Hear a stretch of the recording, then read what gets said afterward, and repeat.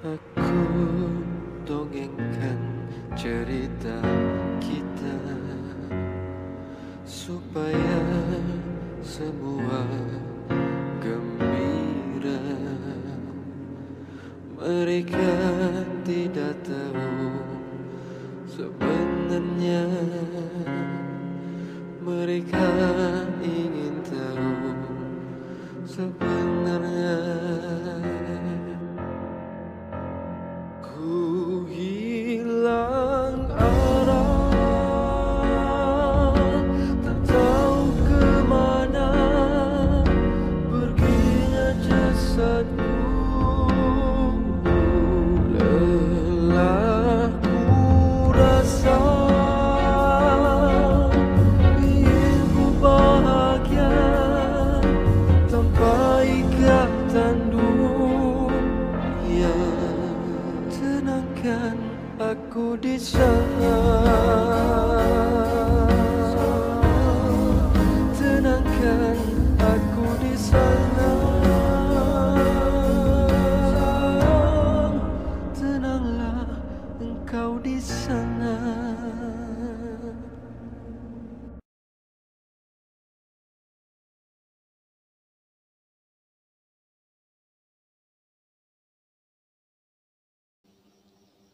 Assalamualaikum, selamat malam kepada pendengar kisah seram. Anda bersama saya Edi akan menghiburkan Anda dengan kisah-kisah seram.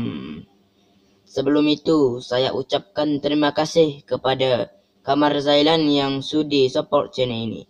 Dan terima kasih juga kepada Anda semua yang selalu support channel ini. Saya sarankan Anda mendengar kisah seram pada waktu malam. Dan ingat, anggaplah kisah seram ini sekadar hiburan semata-mata. Cuma jangan terlalu taksub. Selamat malam.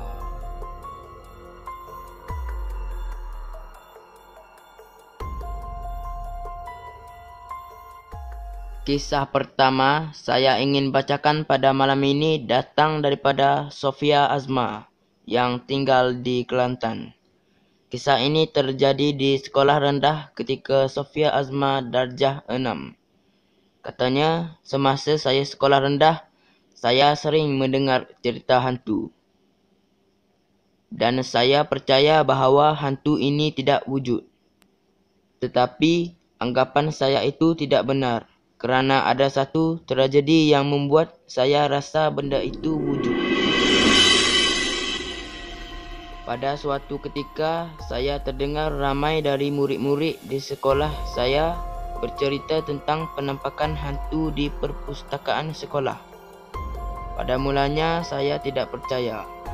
Dan tiba-tiba, ada seorang kawan saya ni mengajak saya untuk buat aktiviti paranormal di perpustakaan.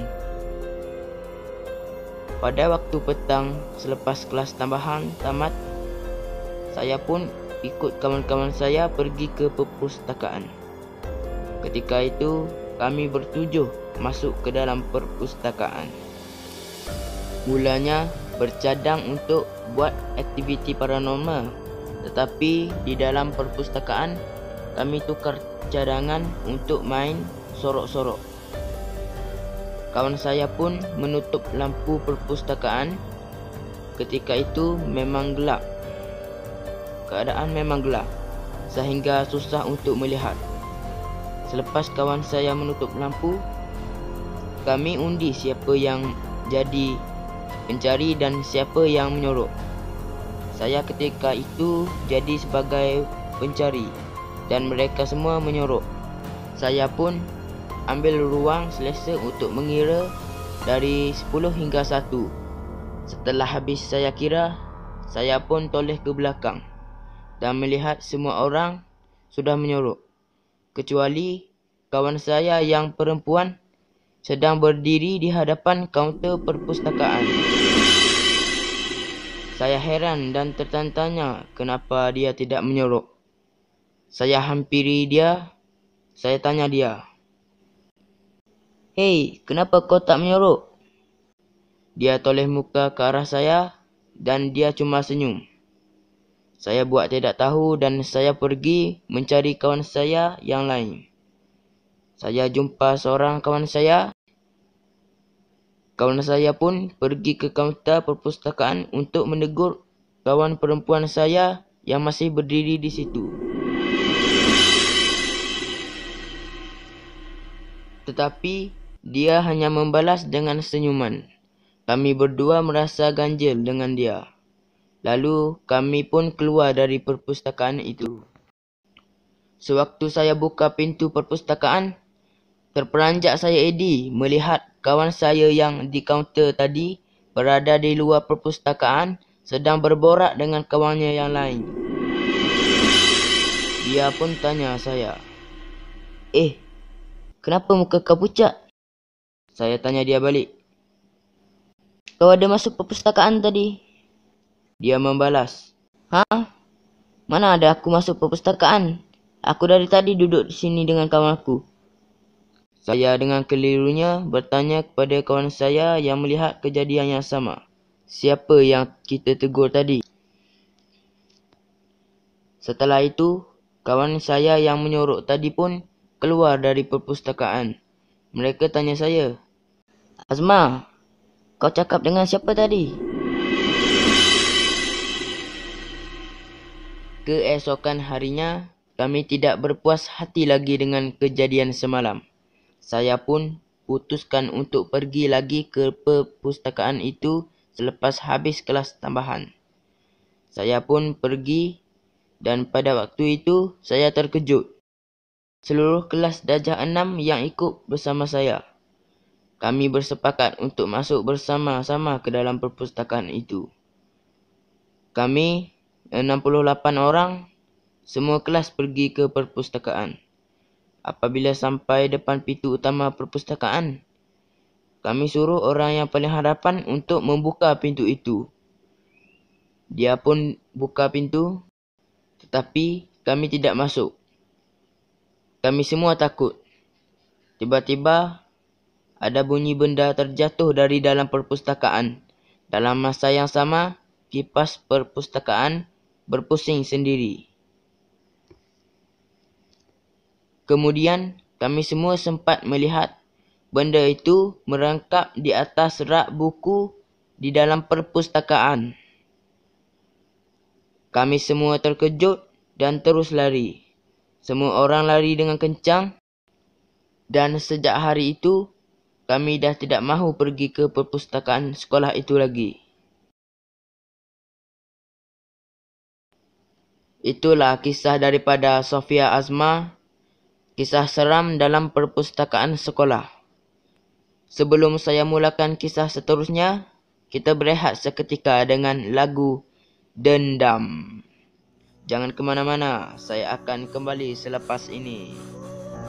Asal aku tanam dia. Dia belum mati lagi tu. Macam mana ni?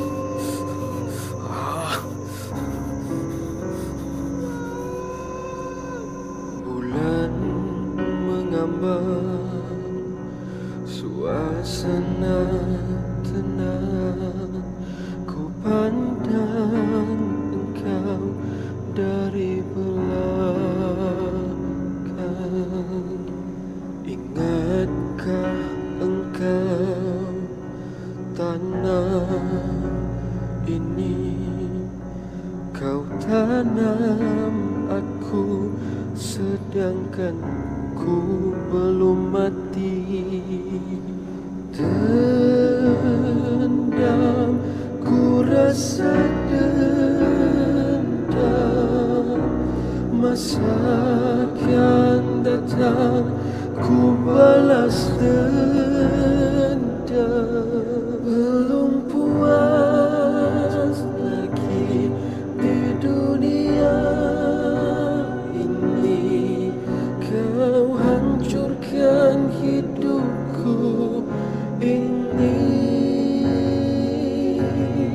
Larilah kau, lari, ajalkan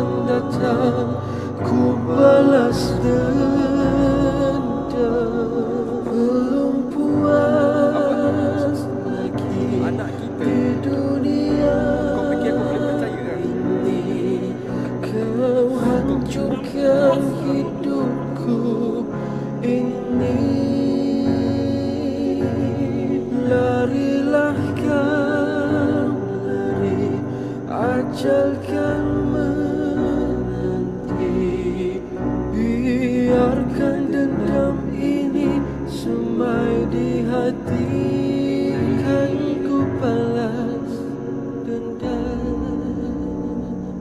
Akan memulakan kisah seterusnya. Kisah seterusnya datang daripada Alia. Kisahnya berkaitan dengan sebuah resort yang terletak di Melaka. Saya tidak mahu sebut nama resort itu. Ceritanya, tahun lepas pihak sekolah anjurkan kem bersepadu kat Melaka. Jadi saya pun pergi, bertolak dari sekolah pada pukul 7.30 pagi sampai sana dalam pukul 11 pagi. Sampai ke resort itu, buat persiapan, buat latihan dan macam-macam aktiviti. Pada waktu malam, lepas solat isyak, saya dan yang lain pergi campfire. Habis campfire pukul 12.30 malam, tukar baju apa semua, baring atas katil dalam celet. Di tepi celet ada pokok buluh. Tingkap celet terbuka, kalau tengok keluar tingkap, terus nampak pokok buluh itu. Apa yang terjadi pada malam itu, saya ternampak benda itu berdiri di tepi pokok buluh. Saya bagi tahu kawan saya yang berada di sebelah. Kau perasan tak ada orang berdiri kat tepi pokok buluh tu? Kawan saya toleh ke arah pokok buluh itu dan dia juga nampak benda yang sama seperti yang saya nampak. Dia pun baca ayat kursi dan ayat lain yang dia ingat. Setelah beberapa minit, kawan celik sebelah kena rasuk. Pada malam itu juga, Ustaz hantar dia balik.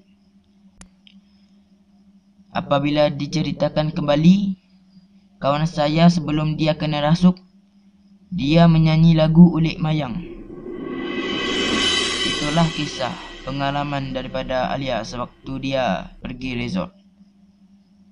Kata orang lagu ini boleh memanggil jin, syaitan.